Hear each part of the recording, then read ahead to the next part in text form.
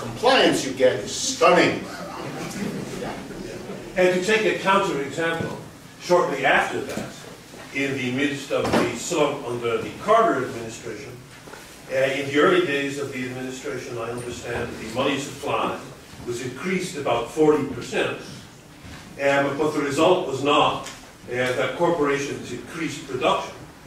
It was something that simply, to meet increased demand, it was simply increased inflation combined with economic stagnation, something that was called stagflation, and which gave rise to the monetarist doctrines that were to prevail shortly after that. So my question is, what bears on the decision of corporations to raise prices rather than to increase production? It's a calculation each business makes following the principle of Adam Smith, whatever's best for our corporation. If we think we can get a larger share of the market, we'll keep the prices down in order to achieve that objective. If that's not available, and we can do a better shot of improving our profits by raising prices, we will do that. So long as they have the freedom to decide, they will make the decision. And we will all live with the consequences, but that's capitalism, right? The people in position of the corporations make the decisions, we all live with the consequences. We accept no democratic control whatsoever on those decisions. We just agree to live with the consequences. But in this circumstance, why did they make that particular decision? In other words, why didn't increasing the money that has to do with the particular history of the time. The business community in the United States supported Nixon with his price freeze, but very quickly discovered that a price wage freeze, which is what it was, is difficult to administer. There's lots of ways of cheating. It's a wonderful lesson. Here's what happens. I'll give you an example. A steel factory produces and sells steel, but it in fact has dozens of prices. It doesn't charge the same for a ton of steel to every buyer. If you buy a large quantity, it's a different price than if you buy a small quantity. If you buy it for delivery on a weekend, it's a different price from when you do, and so on. So it turned out by manipulating, they could evade.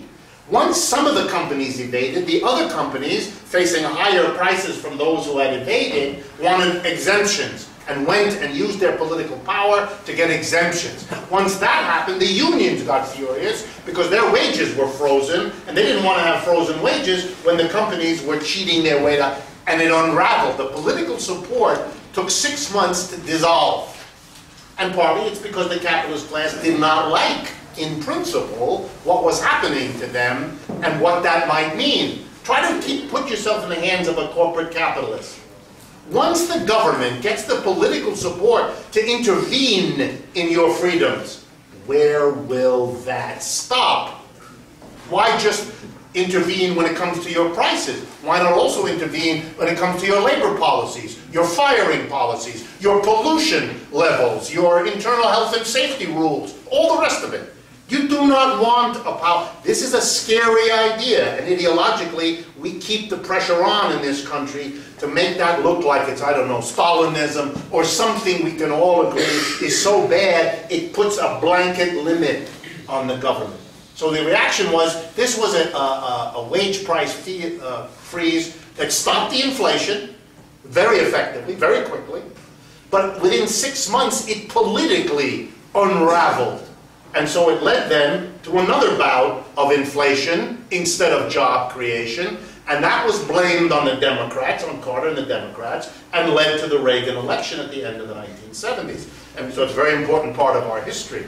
But I only wanted to illustrate, to keep in mind, that once you begin to intervene in the capitalist system, because of its ineffectiveness, because of its contradictions, because of its failures, because of its internal implosion, you are starting on a very dangerous trip. Because one intervention begets the next one. Because when you intervene this way, the capitalists try to escape the effect that way. And so you intervene over here, then they try. This becomes then a struggle.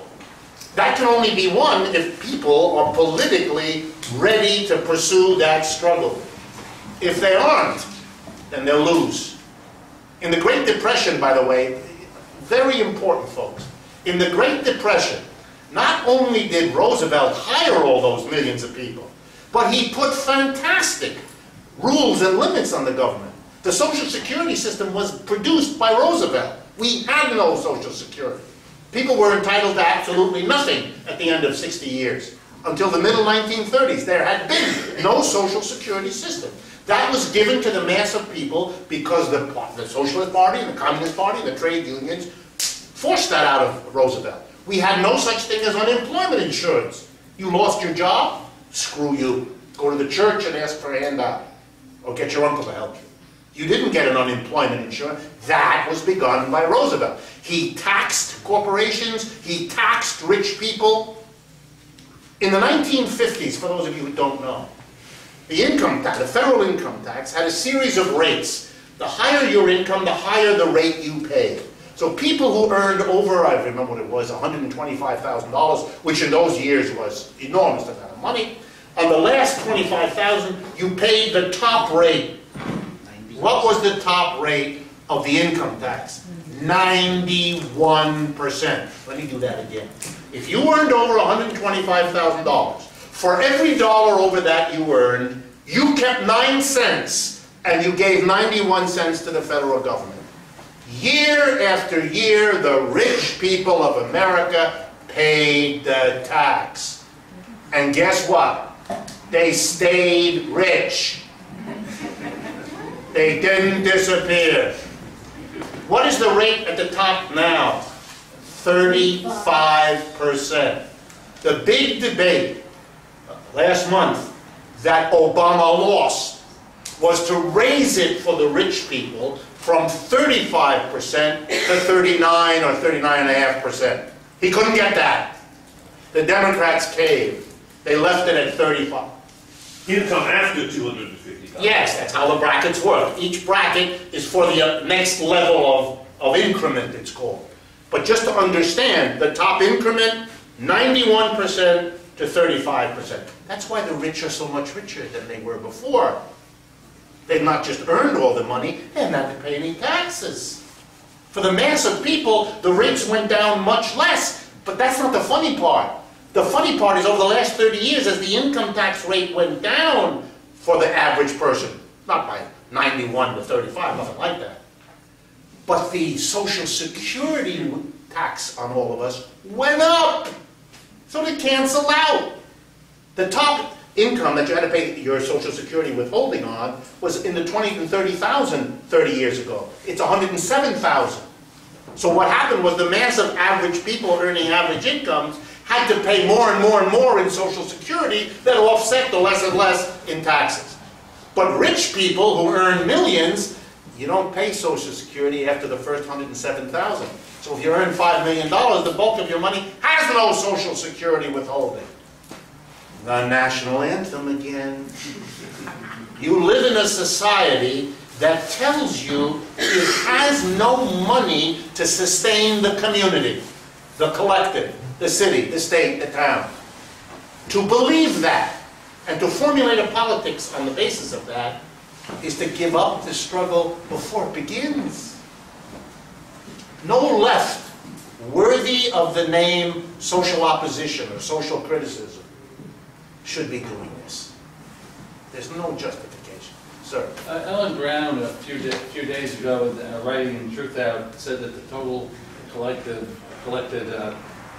deficits of the states was only 180 billion, which seems to imply to me that the reasons for not dealing with the problems with the states are a political program, not an economic program.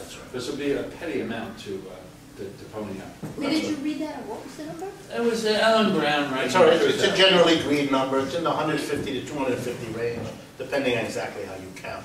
It's a little bit misleading because it's a deficit that's right now, inflow of money, outflow of expenses. It doesn't count, and this is going to be a big political issue in the years ahead, it doesn't count the other thing politicians did. You know, if you're facing a demand by people for a decent life, what you can do that doesn't cost any money now, but keeps a union of public employees happy, is to offer them a good pension in the future. a good medical program when they're retired. But the problem is, that's an open-ended commitment, the cost of which you don't have to bear now, but you will have to bear. That's what you're going to be hearing everywhere. Oh my God, we didn't realize here in Dipsy Doodle, Wisconsin, that our mayor had committed to providing a reasonable health insurance for old people. Old people get sick, you see, and they need lots of tests. And the hospitals steal like crazy for these tests, and therefore we are having to pay. And so here's the choice. Is it your young working family or that old lady with 800 tests before she finally croaks? It's going to be real pleasant, this kind of discourse. But those are not counted in the deficits. Once you do that, and there are people who measure the obligations, then it gets really crazy. Then we're talking about sums of money, and that's what freaks out the corporations and the rich. They see it coming. They've got to head this off at the pass, because there's going to be people like you and me, as this gets uglier, who are going to say, gee, there's an option. We can take care of grandma's tests after she gave 65 years to work in the motor vehicle department. We could take money from people who have more than they know what to do with and take care of her tests. Why aren't we doing that? That's a problem. And the proposal to tax 1% of the richest people is going to have an intrinsic appeal to the other 99 that the one with 1% aren't so stupid as not to understand.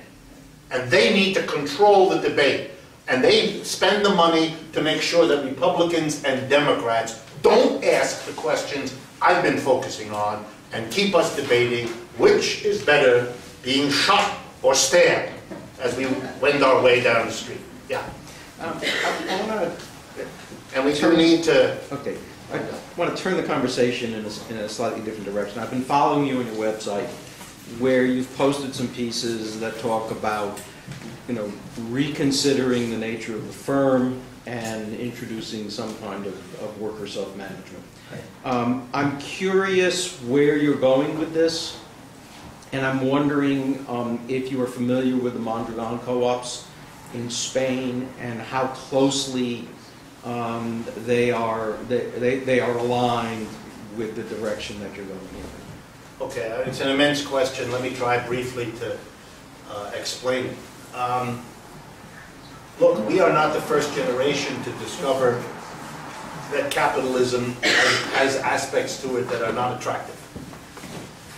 And we're not the first generation to discover that when you examine a capitalism that has as many flaws and bad results as this one, you're going to discover all kinds of internal contradictions and problems and injustices and inefficiencies and all the rest of it. And so over the history of capitalism's last 200 to 300 years, which is as old as it is, there has arisen a very sophisticated tradition of criticism, Marxism. To make a long story short, it is the biggest, best repository of experience, theoretically and practically, to criticize and overthrow capitalism. It has been active in every country on the face of the earth. The sheer accumulation of trials, of errors, of things that have worked, things that have failed, is stunning. And not even to mention the geniuses like Marx and Rosa Luxemburg and Lenin and all the others who helped think it through. Okay, so out of that tradition came, at least in general, a large movement that had an alternative to propose, as well as a criticism. The alternative it proposed was to substitute socialized property for private property. There shouldn't be private property, individual capitalists making all those calculations. Marx made fun of Adam Smith, a man he studied and revered and was very praiseworthy toward, but he also criticized this invisible hand was for him clown argument, not theory.